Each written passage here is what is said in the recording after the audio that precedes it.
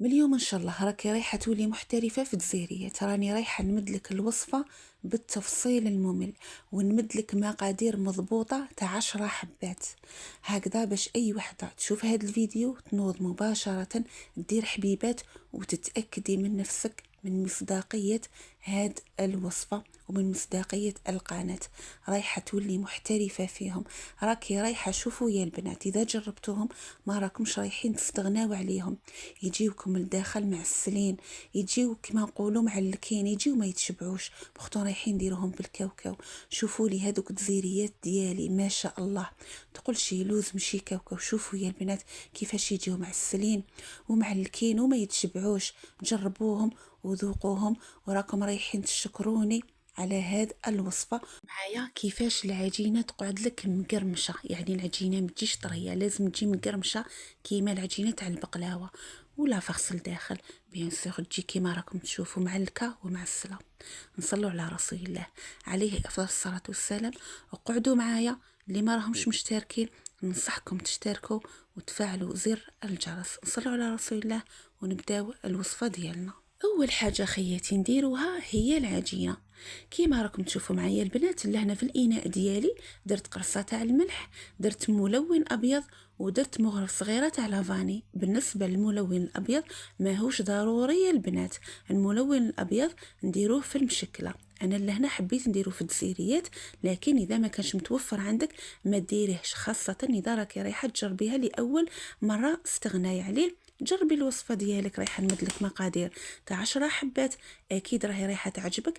من بعد شري على روحك الملون الابيض وديريها كيما يحب الخاطر.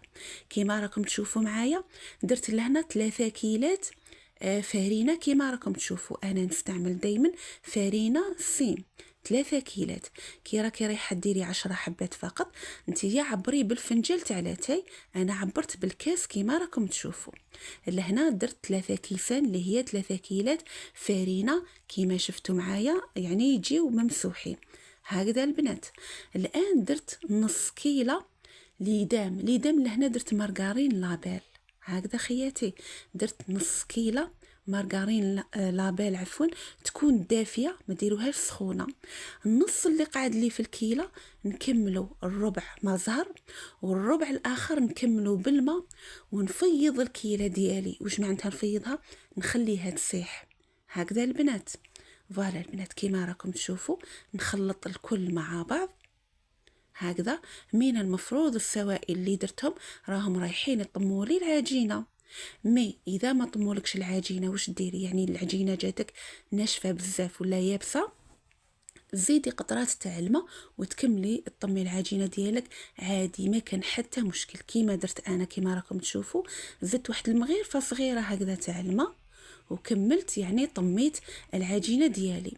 العجينه هذه تاع المشكله ولا تاع الجزيريات هي نفسها يا البنات. كيفاش يجي القوام ديالها؟ تجي طريه متماسكه، لازم تجي متماسكه مليح. بالك ديروها طريه بزاف على خاطرش كي نخلوها ترتاح راهي رايحه تزيد تطلق روحها هكذا البنات، على خاطرش ما فيهاش بزاف ليدام. العجينه اللي فيها بزاف ليدام هي اللي راهي رايحه تشرب، كيما العجينه تاع العرايش كعكات هذيك تشرب. مي هذه ما فيهاش بزاف ليدام، الوغ واش رايحه دير؟ راهي رايحه تطلق روحها. كيما راكم تشوفوا العجينه ديالي السطح ديالها راهو حرش، لازم نخلوها ترتاح. تقدري ديريها في الليل تخليها تبات، غدوه من هذاك تخدمي بها عادي، ما كان حتى مشكل. انا درتها الصباح ما كانش عندي الوقت، مع العشيه في الليل خدمت بها. لازم يولي السطح ديالها املس. لهنا كملنا العجينه، نروحوا للحشو ديالنا. كما راكم تشوفوا رايحه نمد لكم المقادير تاع 100 حبه، بما انه رايحه نخدم 100 حبه، ونمد لكم مقادير صغيره تاع 10 حبات. عندي لهنا زوج مغارف صغار لافاني يكونوا معمرين مليح، عندي لهنا كيلو تاع السكر، وعندي مبشور 4 حبات كبار تاع القارص. المقادير مضبوطه، ومبشور الليمون لازم البنات تبعوني مليح. لهنا بما انه درت كيلو تاع السكر، في الكيلو تاع السكر نديرو 10 ملاعق كبار معمرين مليح ما زهر. لهنا المقادير مضبوطه كما راكم تشوفوا. هاد المقادير تقيس لكم 100 حبه بالضبط. دوك نكتب لكم لهنا خياتي المقادير تاع 10 حبات هكذا البنات. درت كيلو سكر، اذا ندير 10 مغارف كبار معمرين مليح ما زهر. درت 2 مغارف صغار معمرين مليح لافاني، ودرت مبشور الليمون عفوا، يعني المبشور تاع القارص تاع 4 حبات يكونوا كبار.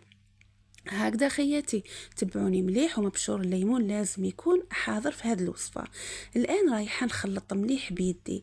اذا خدمتي يعني درتيها في الليل، غطيها كيما راهي، خلطيهم هكذا، غطيها غدوه من هذاك كملي خدمي بها، يعني تبعي المراحل هكذا باش تجيك معسله لداخل، والسكر ديالك راهو رايح يذوب لك. انا ما كانش عندي الوقت، الو خدمتها شويه بيدي باش تجيني معسله. هذاك السكر ما لازمش يقعد حبيبات، لازم يذوب. يا لو كان نخليها تريح ساعتين. عفوا، كيما راكم تشوفوا السكر ديالي لهنا راهو بدا يذوب. كيما راكم تشوفوا، شوفوا كيفاش ولا لي اللون تاع الخليط ديالي، ولا لي صفر ديالو اصفر. هذاك يعني من مبشور الليمون. لهنا بالنسبه للبيض، كاين بيض صغير وكاين بيض كبير كيما راكم تشوفوا. الوغ ردوا بالكم.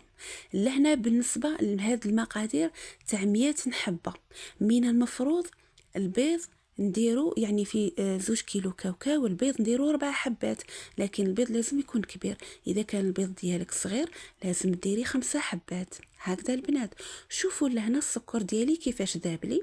الان نكمل يعني الوصفه ديالي.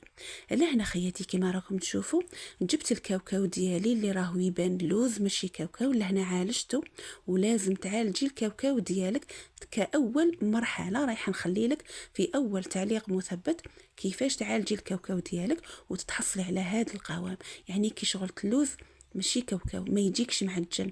لو كان ما تعالجيش الحلوه ديالك راهي رايحه تجيك يابسه. هذه اول مرحله ومهمه البنات. كيما راكم تشوفوا حطيت الكاوكاو ديالي لهنا اللي هو 2 كيلو. لهنا الجفنه ديالي صغيره ما ساعدتنيش، جبت الجفنه هذه وحطيت فيها يعني المقادير ديالي، ورايحه نكمل نخدم قدامكم نخلط كلش مع بعض. هكذا البنات. الان رايحه ندير البيض ديالي يعني بشويه بشويه. انا البيض ديالي لهنايا صغير البنات، بما انه البيض ديالي صغير رايحه ندير يعني 5 حبات تاع البيض. كيما راكم تشوفوا لهنا درت 3 حبات كيما راكم تشوفوا. من بعد نكمل البيض ديالي بشويه. نتيا كي قلت لك ديري 4 حبات بيض ولا ديري 5 حبات بيض وما عرفتيش اذا البيض ديالك يعني صغير ولا كبير، روحي مع البيض ديالك بشويه بشويه حتى تتحصلي على قوام يكون طري، يعني تاع الجزيريات يجيك طري. دوك نوري لك القوام ديالو. لهنايا كيما راكم تشوفوا هذه الحبه تاع البيض الرابعه كيما راكم تشوفوا، وقلت لكم باللي البيض ديالي صغير. فوالا كيما راكم تشوفوا نزيد ندخل هذيك الحبه ديالي تاع البيض لهنا، نعجن مليح. عجني على روحك ما تخافيش، لهناك شرطه كي تخدمي باللوز يعني ما راهوش رايح يتلق الزيت ديالو، لانه نحينا له هذيك الزيت كيعالجنا الكاوكاو. كيما راكم تشوفوا لهنا ضفت يعني البيضه ديالي الخامسه البنات. لهنا نكتفي بهذا القدر. كيما راكم تشوفوا خياتي هذا هو القوام تاع يعني لا فخس ديالي. لهنا ما راهيش تبان مليح، مي دوك نزيد نوريها لكم وتشوفوا يعني القوام تاع العجينه تاع الكاوكاو ديالي لازم تجيك طريه. هكذا البنات. الان واش رايحه ندير؟ رايحه ندير المارغرين. لهنا بما انه درت 2 كيلو تاع الكاوكاو، اذا المارغرين شحال ندير 100 غرام مارغرين بالضبط. هكذا البنات. واللي ما عندهاش الميزان واش دير، راني وريت لك المغرف ديالك كيفاش تكون معمره بهذيك الطريقه. هذيك هي 50 غرام. انا لهنا درت 2 مغارف يعني 50 غرام زائد 50 غرام هي 100 غرام. فوالا حبيباتي كيما راكم تشوفوا لهنا المارغرين لازم نديروها. من بعد راني رايحه ندلك العجينه ديالي بالكف تاع اليد ديالي. لهنا الهدف باش تجيني الجزيريات ديالي تجي طريه وتقعد لك الطريه وتجيك معسله، وتجي يعني من الفوق هذيك الطبقه اللي تجي من الفوق تجيك ملساء، ما تجيكش حرشه. كاين بزاف اللي يقولوا لي تجينا حرشه، على خاطرش ما ديروش المارغرين في الحشو ديالكم تقعد لكم حرشه، مالغري تخدموا باللوز. كيما راكم تشوفوا ندلك بهذه الطريقه. شوفوا معايا البنات الجفنه ديالي راهي نقيه ناشفه ما فيها ولا قطره تاع الزيت، لاني عالجت الكاوكاو ديالي. كيما راكم تشوفوا خياتي لازم تعالجي الكاوكاو ديالك باش تتحصلي على يعني نفس يعني النتيجه اللي نتحصل عليها انا. شوفوا لهنا الحشو ديالي كيفاش راهو، شوفوا العجينه كيفاش راهي ملساء والطريه، شوفوا يا البنات راهي ملساء وطريه، يعني راهي تزلق لي في يدي. شوفوا خياتي، هذه هي النتيجه كما راكم تشوفوا. مديت لكم كامل المقادير المضبوطه، ونكتب لكم لهنا كما قلت لكم خياتي المقادير تاع 10 حبات. بعد نشكلوا يعني العجينه ديالنا تاع الكاوكاو على شكل كريات كما راكم تشوفوا. شوفوا لهنا العجينه ديالي كيفاش تجي، شوفوا كيفاش جات ليس وراهي تبرق والداخل تجي معسله. السكر ديالي راهو ذاب لي كامل، يعني السكر ديالك ما لازمش يقعد لك حبيبات. تبعوا فقط يعني كامل النصائح هكذا باش تحصلوا على نفس النتيجه. لهنا البنات اذا درتوا يعني بالنسبه يعني للكميه، لهنا انا درت لهنايا 2 كيلو كاوكاو. في 2 كيلو كاوكاو دير لك يعني تقيس لك 100 حبه. اذا وزنتي الكريات ديالك 30 غرام، اذا وزنتي الكريات ديالك 35 غرام راهي رايحه تقيس لك 86 حبه بالضبط. كما راكم تشوفوا العجينه ديالي، تحلي العجينه ديالك من رقم 1 2 3 حتى للرقم 5 في الماشينه تاع البقلاوه. ودائما رشي الفرينه كي تكوني تحلي في العجينه ديالك في الماشينه تاع البقلاوه هكذا باش ما تلصقلكش في الماشينه وتولي تتقطع. شوفوا العجينه ديالي شحال راهي شابه، يعني جات ما شاء الله. شوفوا كي ريحت كيفاش ولات لي ملساء. جبت هاد القطاعه هكذا باش نقطع العجينه ديالي. كما راكم تشوفوا انا قطعتهم كامل كما راكم تشوفوا خياتي، حطيتهم في السنيوه ديالي.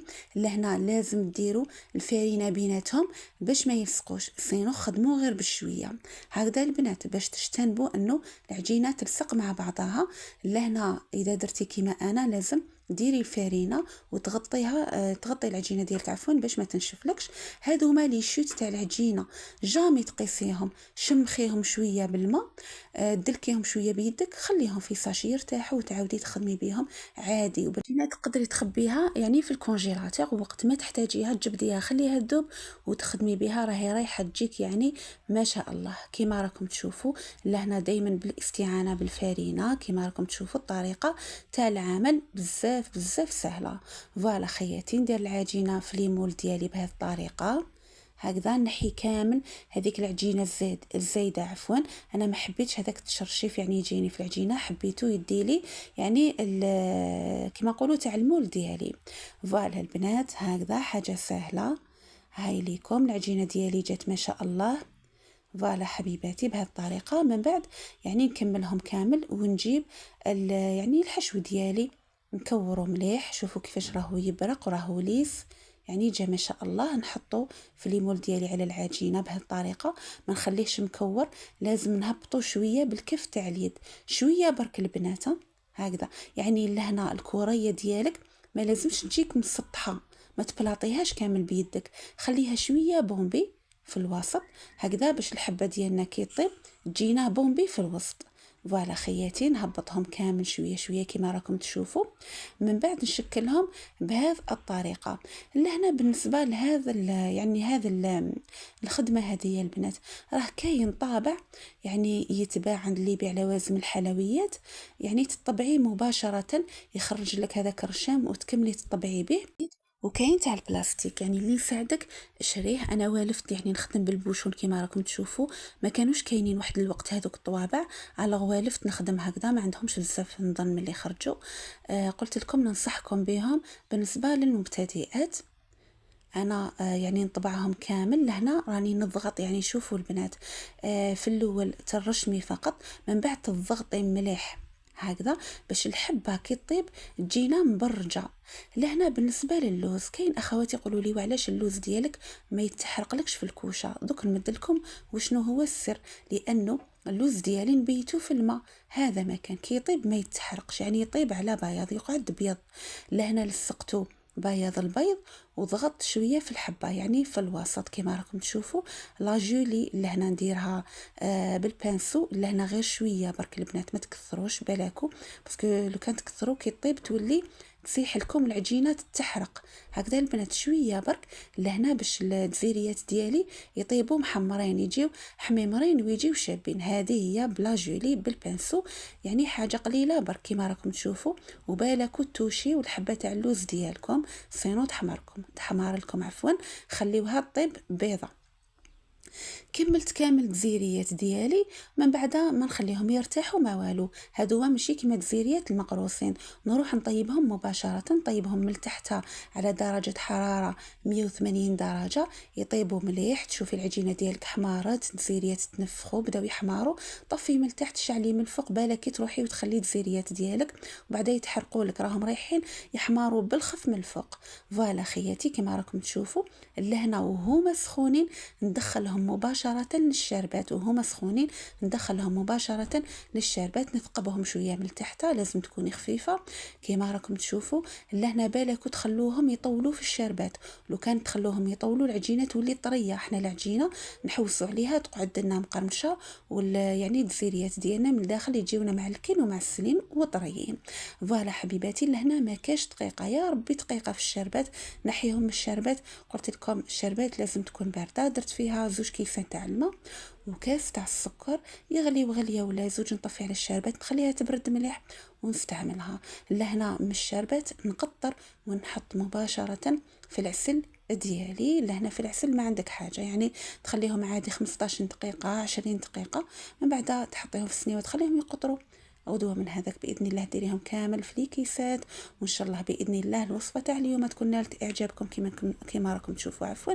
يعني والدزيريات ديالي جاوني ما شاء الله. نتمنى ان شاء الله الوصفه تاع اليوم تكون نالت اعجابكم، راني مديت لكم كل شيء بالتفصيل الممل. شوفوا البنات يعني جاو ما شاء الله. فوالا خياتي هذه هي النتيجه ديالي. نتمنى ان شاء الله الفيديو تاع اليوم يكون نال اعجابكم. تلاقى بكم باذن الله الفيديو القادم، والسلام عليكم.